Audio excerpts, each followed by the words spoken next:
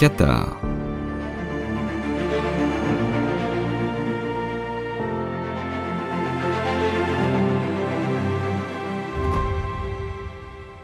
Bonjour à tous. Aujourd'hui, pour parler d'un sujet passionnant mais tout de même assez complexe, je suis ravi de vous proposer un épisode en partenariat avec Gabriel Massé de l'excellent podcast Mystères et légendes.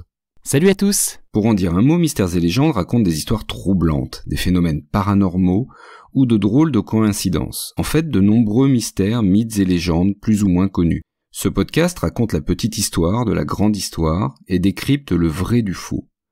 N'hésitez pas à le chercher sur votre application d'écoute, à vous y abonner pour vous plonger avec passion dans tous les épisodes disponibles. Vous trouverez aussi le lien dans la description de cet épisode. Allez, avec Gabriel, nous allons donc vous parler aujourd'hui des Cathares. Les Cathares. Ce nom vous évoque peut-être des châteaux accrochés aux montagnes dans le midi de la France. C'est aussi et surtout un mouvement religieux qui s'est terminé de façon tragique, et un groupe de personnes que nous connaissons assez mal, tant sont nombreuses les légendes qui circulent encore sur eux. Leur histoire fait encore l'objet de désaccords importants entre historiens. Voilà une première base qui fait consensus entre eux. Les Cathares ont existé en plein Moyen-Âge entre le XIIe et XIIIe siècle, en Rhénanie, en Italie du Nord et dans le sud de la France, où on les appelle entre autres noms albigeois. En réaction au dogme de l'Église catholique, ils ont développé leur propre vision du christianisme. Ils ont alors été considérés comme hérétiques avant d'être anéantis. Mais l'histoire des Cathares est-elle finalement si simple que ça ? Reposons un peu le contexte dans lequel a pu naître ce mouvement. Dans le sud-ouest de la France, la civilisation est plus ouverte aux idées des pays étrangers. On y parle une langue distincte, langue d'oc et non d'oïl, et à compter du XIIe siècle, comme ailleurs en Occident, on y assiste à une renaissance médiévale au niveau intellectuel, philosophique, moral. L'Église, qui structure et organise toute la société médiévale, est alors en pleine transformation. C'est l'effet de la réforme grégorienne, comme on appelle le mouvement lancé par le pape Grégoire VII. Cette réforme grégorienne a un double objectif. D'abord, devenir plus autonome par rapport au pouvoir temporel, celui des rois et de l'empereur. L'Église entend aussi transformer la société, en distinguant d'une façon plus stricte les clercs, qui doivent désormais se montrer totalement abstinents sexuellement, et les laïcs, dont on attend au contraire qu'ils se marient et aient des enfants. Les clercs se doivent aussi d'avoir une conduite morale exemplaire, et c'est nécessaire de le rappeler car l'Église connaît alors un net relâchement de l'attitude, entre débauche, luxe et vente des sacrements. En résumé, le pape entend désormais unir la chrétienté autour de règles qu'il définit, et imposer par la même occasion son autorité, ainsi que celle de son Église. Cette volonté de changement, qui est amorcée dès le Xe siècle, entraîne logiquement des résistances. Elles prennent parfois la forme de mouvements dissidents, qualifiés par l'Église d'hérétiques, car on considère qu'ils s'éloignent du dogme, c'est-à-dire de ce qu'il faut croire. Certains de ces mouvements sont à base politique, comme la Pataria née en Lombardie au sein du bas clergé, outré par la vente de sacrements réalisés par ses supérieurs ecclésiastiques. Cette hérésie locale se double d'un soutien à l'empereur contre le pape dans le cadre de leur opposition en Italie. À la même période, le bogomilisme se diffuse depuis la Bulgarie dans tous les Balkans et jusqu'en Bosnie. C'est une hérésie dualiste, ce qui signifie qu'elle considère qu'il y a deux principes, le bien et le mal, Dieu et le diable. Tout le monde terrestre, le corps y compris, est l'œuvre du diable, donc le mal. L'âme, quant à elle, est l'œuvre de Dieu. Alors cette hérésie est autant combattue par l'Église byzantine que par l'Église romaine.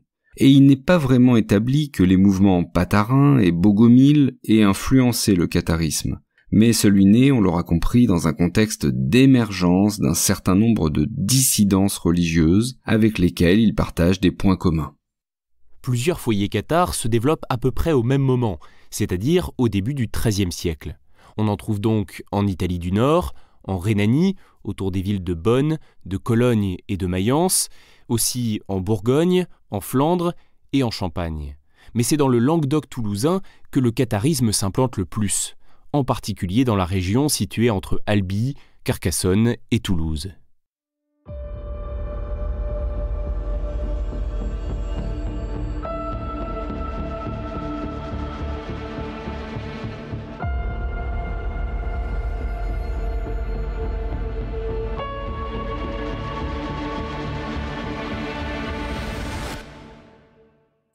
Rappelons avant d'en dire plus qu'on les connaît très mal, ces cathares. Les sources qui nous les présentent sont essentiellement ecclésiastiques, c'est-à-dire qu'elles proviennent de leurs ennemis, les membres de l'Église catholique très hostiles face à ce qu'ils jugent comme une hérésie. En plus, il y a un problème de nom, puisque les cathares eux-mêmes ne se sont jamais appelés comme ça. Le terme viendrait du grec « katharois » et signifierait « les purs ». Et ces purs, on ne les trouve jamais dans les archives du midi de la France. Mais en revanche, on retrouve effectivement ce nom pour désigner les hérétiques en Italie du Nord et en Rhénanie. Ce n'est qu'au XIXe siècle qu'on a utilisé le terme de cathare pour regrouper tous les hérétiques dans un seul ensemble. Mais alors, comment s'appellent-ils ? Entre eux, ils se désignent comme les bons hommes ou les bons chrétiens, alors que de l'extérieur, on les surnomme les parfaits ou le plus souvent, pour ceux du sud de la France, les albigeois. Par commodité, on utilisera ici ce terme d'albigeois, ainsi que celui de cathare, tout en étant conscient des problèmes posés par ce dernier nom. Les cathares sont en tout cas rapidement considérés comme hérétiques par l'Église catholique, leur croyance remettant directement en cause ses dogmes, et leur doctrine est jugée incompatible avec la foi chrétienne, dont pourtant ils se revendiquent. Qui sont-ils en fait ?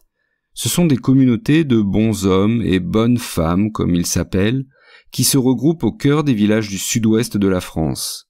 Ils sont comme les autres habitants, ils travaillent, ils vivent simplement, et peut-être ce qui les distingue, ils pratiquent l'abstinence. Leur culte est aussi en occitan, ils s'appuient sur des textes de l'Évangile traduits en langue vernaculaire, donc leur compréhension est accessible au plus grand nombre, contrairement à la démarche de l'Église de l'époque qui ne prêche qu'à partir du latin. Le système de croyance cathare a varié selon les périodes et les aires culturelles d'implantation. Dans les grandes lignes, il s'appuie principalement sur les enseignements du Nouveau Testament et ne garde que le Notre Père comme unique prière. Vraisemblablement, mais nous n'en sommes pas totalement certains, toutes les pratiques et les sacrements instaurés progressivement par l'Église dès les premiers siècles sont rejetés. Donc le baptême, l'Eucharistie, le mariage, le culte des saints, de leurs reliques, au profit d'un unique sacrement, le consolamentum, un rite initiatique cathare, une sorte de baptême par imposition des mains, administré seulement aux personnes âgées d'au moins 13 ou 14 ans pour être sûr de sa pleine adhésion à la foi. En fait, c'est un retour au christianisme des origines qu'il semble souhaiter. Avec le temps, le catharisme semble évoluer et se radicaliser vers une forme de dualisme, un peu sur le modèle des bogomiles de Bulgarie. Il y aurait ainsi pour eux un monde visible qui serait l'œuvre du diable, à l'inverse d'un monde invisible et éternel, peuplé d'anges, création de Dieu. Le diable serait l'un d'entre eux, et ayant péché par orgueil, il se serait révolté contre son Créateur afin d'égaler sa puissance. Cet ange déchu aurait donc été expulsé du ciel en entraînant d'autres dans sa chute. Introduits dans des corps charnels, ces anges seraient ainsi devenus les hommes et les femmes. Voilà pourquoi la dimension charnelle de l'homme est, selon la religion cathare, ce qui vient du mal. Le Christ serait donc uniquement l'envoyé du Père, venu porter le message du salut, révéler aux hommes leur origine céleste et montrer le moyen de retourner au ciel. Cela s'oppose donc à la croyance catholique d'un Dieu incarné, qui a souffert et qui est mort sur la croix pour la rédemption des péchés. Il faut préciser cependant que cette dimension dualiste du catharisme est peut-être ajoutée par leurs ennemis catholiques, afin de ternir un peu plus leur réputation. Ces idées s'inspirent en effet beaucoup des hérésies dualistes de la fin de l'Antiquité et du récit que saint Augustin a pu en faire au IVe siècle. Il est donc probable que les accusateurs des cathares aient repris ces propos afin de charger leur barque. On ne sait pas non plus si les cathares refusent de se marier ou s'ils sont végétariens ou pas. Les auteurs du XIIIe siècle l'ont prétendu, en indiquant par exemple que les cathares refusaient l'alimentation carnée, car selon leurs croyances, tous les animaux étaient susceptibles d'avoir reçu une âme céleste, et pour l'application du précepte divin, tu ne tueras point. Mais c'est un lieu commun pour attaquer une hérésie qui est utilisé, recopié, là aussi depuis saint Augustin au IVe siècle. Donc c'est possible, mais pas forcément attesté.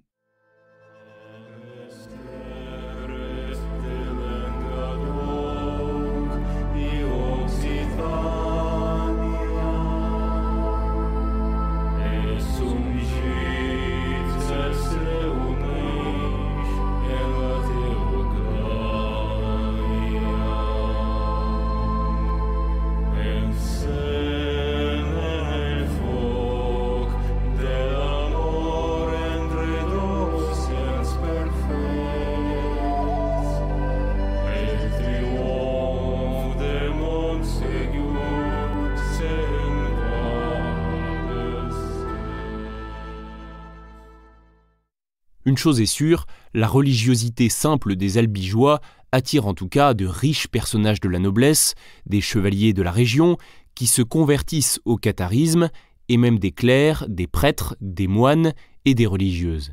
Face à cette menace, l'Église tente plusieurs ripostes. Dans un premier temps, la méthode douce, avec des tentatives d'éradication de l'hérésie par la prédication.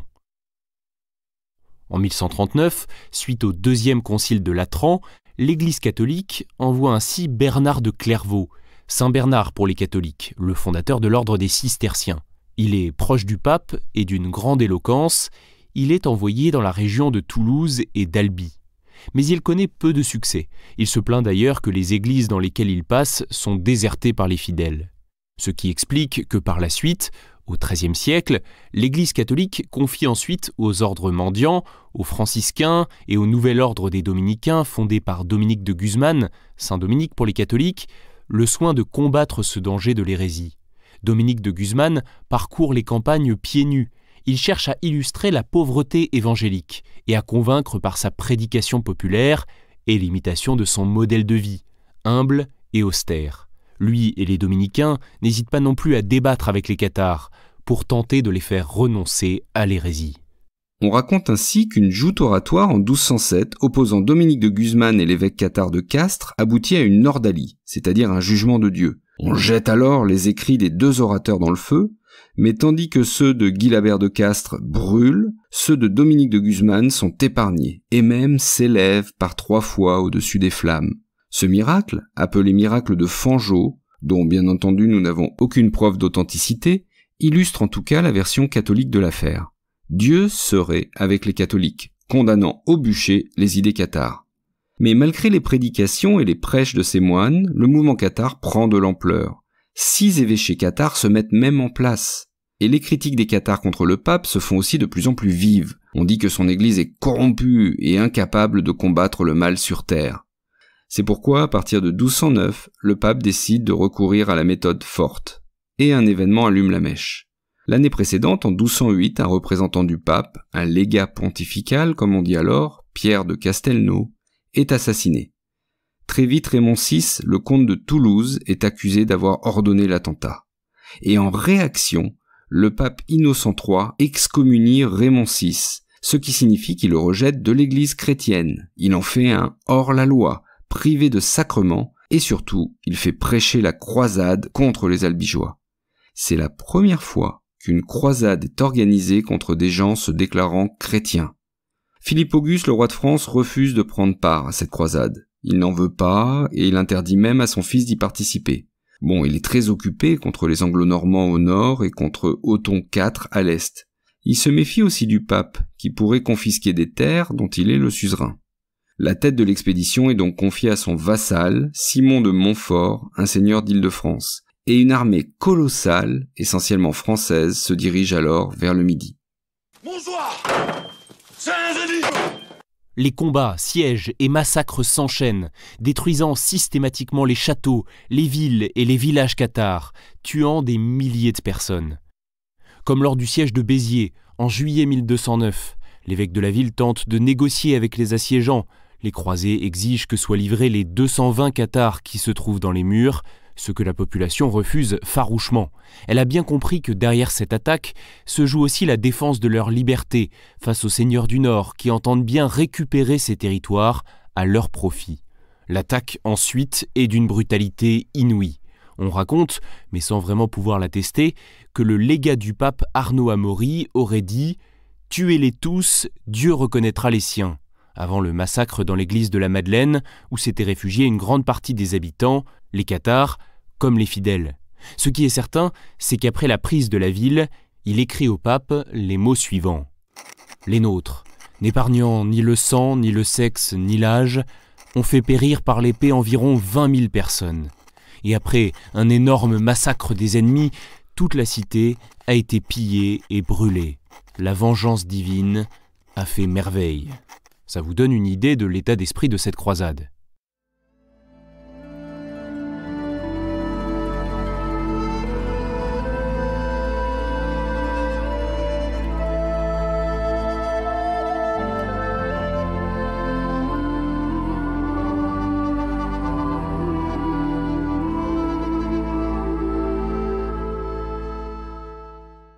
Puis vient le tour de Carcassonne et celui d'Albi en 1215. Raymond Roger Trencavel, le vicomte de la région et vassal du comte de Toulouse, est emprisonné.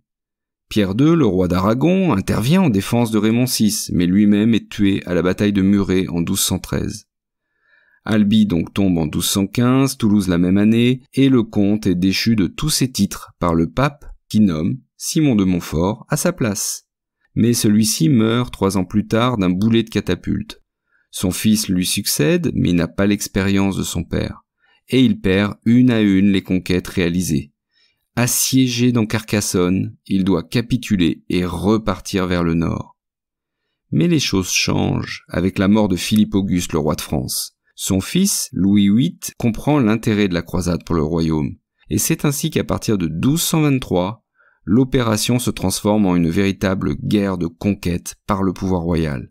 Le comte de Toulouse se soumet définitivement en 1229, et par le traité de Meaux-Paris, signé cette année-là, le royaume de France prépare le rattachement du Languedoc.